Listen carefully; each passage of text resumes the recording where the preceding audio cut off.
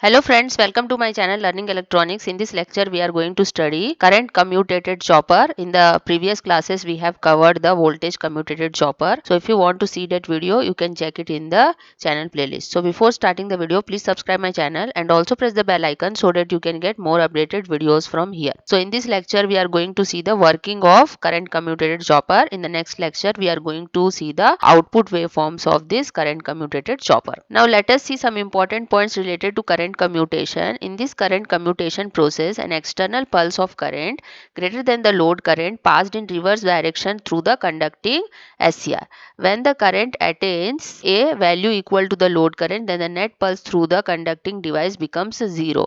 So since the current through the conducting SCR becoming 0, the conducting SCR goes into the off condition and it will act as open circuit.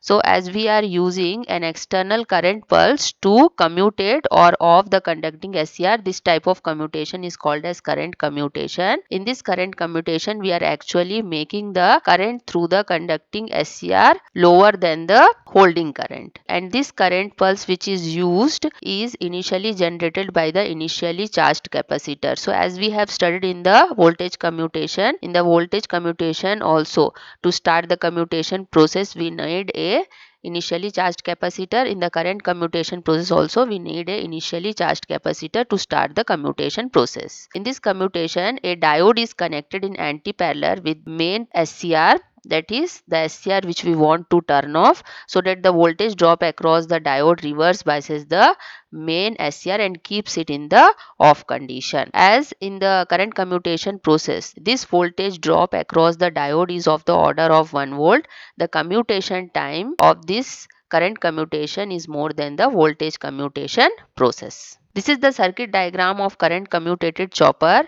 In this chopper, the commutation components are auxiliary thyristor TA, then capacitor C, inductor L, and two diodes D1 and D2. So all these components combinedly called as the commutation circuit of the current commutated chopper, which is used to commutate or of the main thyristor TM. As we have discussed in the voltage commutation process, to start the commutation we need a initially charged capacitor which is charged with the supply voltage. So here in the current commutation chopper also we need a capacitor which should be charged initially with the supply voltage, and this capacitor is charged by closing this switch near this charging resistance. So when this switch S is closed, then this capacitor is charged with supply voltage through this charging resistance RC. Next one is modes of operation of current commutated chopper. This modes of operation goes from time t is equal to 0 to time t is equal to capital T.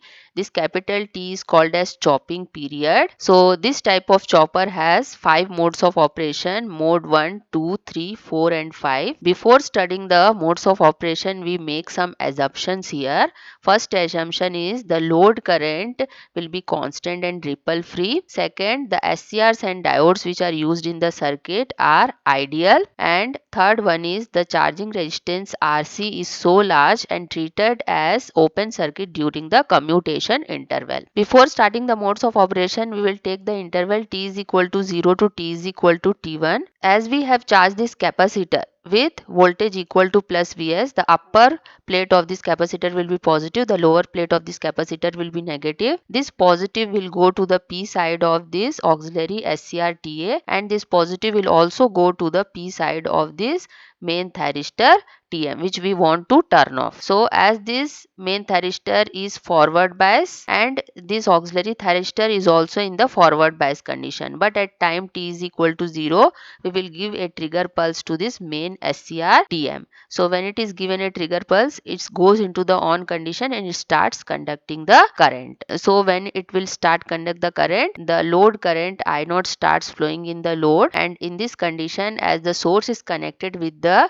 load, the output voltage will be equal to plus of Vs. So during the interval time t is equal to 0 to t1, the voltage across the capacitor will be equal to plus Vs. Auxiliary thyristor is in the off condition. Diode D1 is off because this positive will go to the N side of this diode D1, therefore this will go into the off condition. Now we will discuss first mode of operation. First mode of operation goes from time t is equal to t1 to t2. So to commute the main thyristor Tm, that means to start the commutation process, in this first mode of operation, the auxiliary thyristor, which is already in the forward bias condition due to the voltage across the capacitor, is given a trigger pulse at time t is equal to t1. So when it is given trigger pulse, it goes into the on condition and starts conducting the current.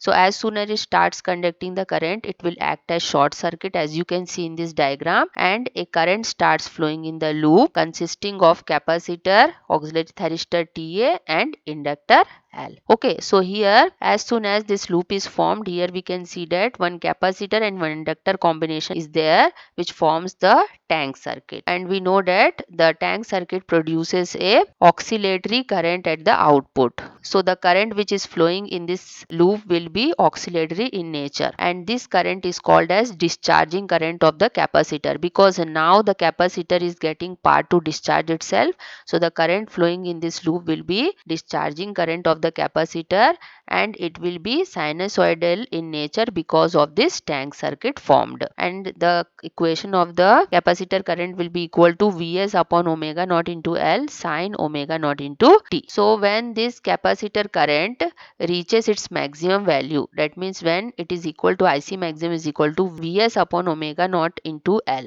then what happens? The voltage across the capacitor Vc becomes 0. After reaching its maximum value, what happens? The capacitor current will reverse itself in the downward direction. As you can see, this is the maximum value. At this maximum value, the capacitor voltage will be equal to 0. Then after that, it will reverse its direction. So when it will start reverse its direction, there is a change in current through this inductor, and this inductor has the property to oppose the change of current through it. So to oppose the change of current through it, this inductor will induce a self-induced EMF of opposite polarity. That means plus on this terminal and minus on this terminal, and this voltage is equal to supply voltage itself in the magnitude. Now at time T is equal to T2, when IC tries to reverse its direction due to the stored energy in the inductor, that means due to the induced voltage in the inductor, capacitor is charged to minus of Vs, because induced voltage have polarity plus on this terminal, minus on this terminal. So this plus will go here. So what happens? This capacitor voltage is charged to minus of Vs, that is negative on the upper plate, positive on the lower plate. So now what happens? This auxiliary thyristor is connected like this. This is P side, this is N side. Now the P side of this auxiliary thyristor becoming negative because of this negative on the upper plate of this capacitor. So this thyristor Ta goes into the reverse bias condition, and eventually it goes into the off condition. It will act as open circuit at time T is equal to T2. So in the first mode of operation, the main thyristor will be unaffected. That means it continues to conduct in this mode of operation, and in this mode of operation also the output voltage will be equal to plus of Vs. Next mode of operation is mode 2 operation, which goes from time t is equal to t2 to time t is equal to t3. So at time t is equal to t1, what happened? The auxiliary thyristor goes into the off condition and it will act as open circuit, as you can see here. But the capacitor is charged to minus of Vs already. So as soon as this auxiliary thyristor goes into the off condition, this capacitor will get a path to discharge itself again. So now the current which is flowing in the loop consisting of inductor, capacitor, diode D2 and main thyristor Tm will be in the anti-clockwise direction, as you can see here. So this is called as the discharging current IC flowing through the capacitor, inductor, diode D2 and main thyristor Tm. The capacitor current is in the upward direction in this branch, and the main thyristor is already conducting. So we are taking the current through the main thyristor is IT1 and the load current is I0. So when we apply KCL at this node, we will get by KCL IT1 plus IC is equal to I naught. So from this equation we will get the current through the main thyristor IT1 is equal to I naught minus IC. So from this equation, as the capacitor current increases, so what happens? The thyristor current decreases by this equation. So at time t is equal to T3, when the capacitor current rises to the load current I naught, that means when the capacitor current becomes equal to load current I naught, and when we put IC is equal to I naught in this equation, we will get main thyristor current IT1 is equal to 0. That means when the capacitor current equal to the load current, at that time the main thyristor current becomes 0. So as soon as the main thyristor current becomes 0 at time t is equal to T3, the main thyristor Tm goes into the off condition. So as we are turning off the main thyristor by making the current through this device equal to 0, this type of commutation is called as current commutation process. Again here we can see that there is a combination of inductor and capacitor. That means again the current which is flowing in this loop, which is a capacitor current, will be sinusoidal in nature. So the equation of this current will be Vs upon omega naught into L sine omega naught into T. Now we will understand mode 3 operation. It goes from time t is equal to T3 to time t is equal to T4. So at time t is equal to T3, the main thyristor Tm already gone into the off condition, so it will act as open circuit and current through this device will be equal to 0. So what happens? The capacitor voltage is minus of Vs, that means negative on the upper plate. So this negative on the upper plate goes to the N side of this D1 diode, and this D1 diode goes into the on condition and starts conducting the current. When it starts conducting the current, we are taking the current through this D1 diode is equal to ID1. Now we will apply KCL at this node. So what we will get? We will get the capacitor current IC is equal to diode current ID1 plus load current I0. So from this equation we will get diode current ID1 is equal to IC minus I0. Since the current through the diode D1 is equal to IC minus I0, the voltage drop across this D1 diode due to the current IC minus I0 keeps this main thyristor in the reverse bias condition for the time Tc is equal to T4 minus T3. That means the voltage across this D1 diode now will be equal to plus on this terminal, minus on this terminal, but this forward bias to this D1 diode will be reverse bias to this main thyristor Tm, which is connected parallel with this diode here. Okay, that means the voltage drop across this diode D1 will reverse bias the main thyristor Tm, and this will keep the main thyristor Tm in the reverse bias condition for the time Tc, which is equal to T4 minus T3. So after time greater than T3, from this equation capacitor current is equal to ID1 plus I0. So after time T3, what happens? The capacitor current will be greater than I0. That means the capacitor current only supplies the current to the load, which is equal to I0 here. Now as we have discussed here, the capacitor current is already flowing in this loop in the anti-clockwise direction. So when this current reaches its maximum value, the capacitor voltage becomes 0. So after reaching the peak value, again the capacitor current tries to reverse itself. When it tries to reverse itself, there is an inductor connected in this loop. So this inductor tries to oppose the change of current through it, and to oppose the change of current through it, it will induce a self-induced EMF across it. So its polarity will be like this, plus on this terminal and minus on this terminal.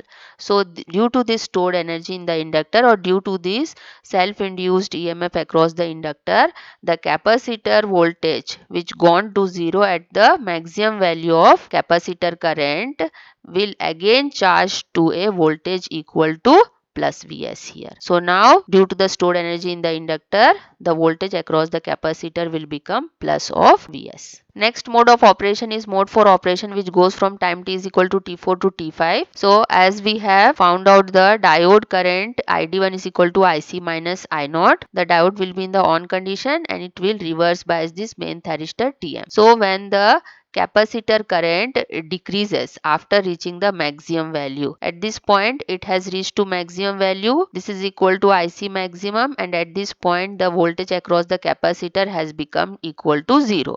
So when after attaining this maximum value the capacitor current decreases, what happens? The diode current also decreases. By this equation, when the capacitor current decreases to a value equal to the load current I0, then what happens? When we put IC is equal to I0 in this equation, we will get diode current is equal to 0. When the capacitor current reduces to a value of the load current, then the diode 1 current becomes 0, and this diode 1 goes into the off condition. It will act as open circuit, as you can see in this diagram. So after time t4, what happens? A current starts flowing in the loop consisting of the source Vs, capacitor C, inductor L, diode D2 and the load. So this will be the direction of the current which will flow after this diode D1 goes into the off condition, which is shown by the black line here. That means after time t4, a constant current which is equal to the load current flows in this loop as the capacitor is getting path to charge itself. So this capacitor will be charged with plus Vs in this mode of operation. That means now the capacitor voltage will be equal to plus Vs due to this charging current flowing in this loop. Last mode of operation is mode 5 operation. It goes from time t is equal to t5 to t6. So at time t is equal to t5 also, this capacitor is still connected to the load, as you can see from the diagram. Therefore the capacitor current is not equal to 0.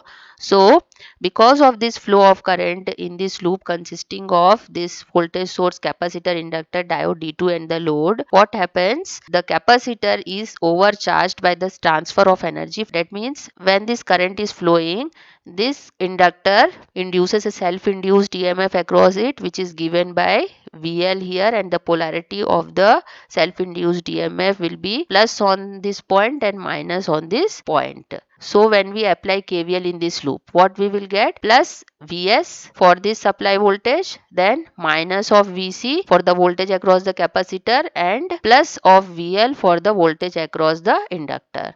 So from this equation we will get capacitor voltage Vc is equal to Vs plus VL.